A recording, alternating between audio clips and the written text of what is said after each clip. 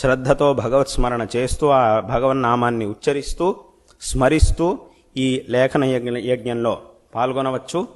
అయితే ఇలా పాల్గొన్న తర్వాత మీరు సమర్పించినటువంటి ఆ ప్రతి ఒక్క పత్రము అక్కడ సన్నిధిలో ఆ హరిహర నామాలయంలో ఈ ఒక పత్రాన్ని అక్కడ స్థాపించడం అనేటటువంటిది జరుగుతుంది.